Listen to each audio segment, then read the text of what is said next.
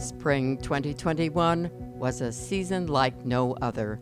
The COVID-19 pandemic forced the fashion industry to adapt quickly to a new reality, one defined by lockdowns, isolation, and health fears. When I closed my studio and said goodbye to my teams for the time being, we all thought it would be like a couple of weeks, maybe 3-4 weeks. Market is like extremely hard right now because nobody can come and see things or touch things or see fit.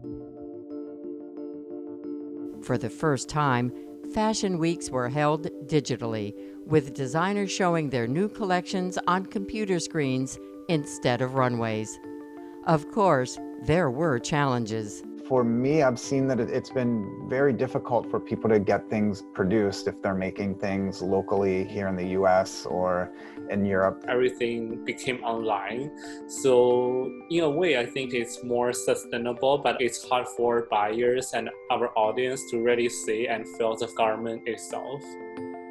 But in a season defined by the pandemic, creativity still shone through. I worked with an artist, a performance artist named Dakota. It is somebody slowly coating themselves in a black and white silent film. I wanted to bring people together to create something that will allow me to tell the story behind this collection and behind the clothes. So I decided to make a film. I like it because it feels more curated for me. Having a show is very chaotic. So for me, this is more calming and I know everything is the way that I wanted it to look. I hope we're getting out of everything as soon as possible and that we won't lose more lives.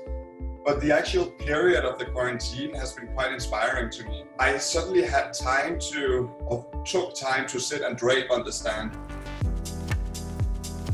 The pandemic has had a big effect on people going out, of course, but I think it's transitioned into something that's very video focused, like what you and I are doing now.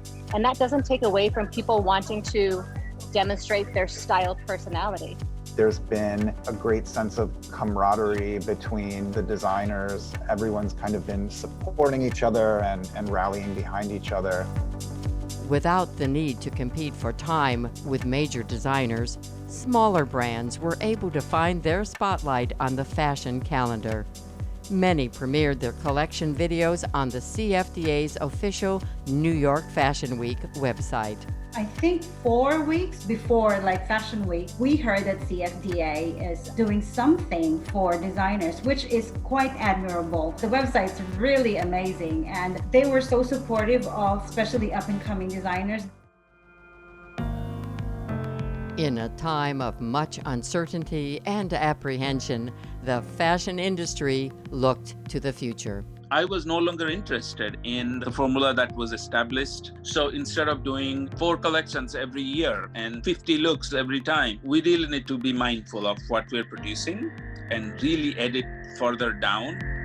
If this is how we're going to start living more, then how can we be dressed in this environment and how can we live in this environment and still be, expressing ourselves through clothing?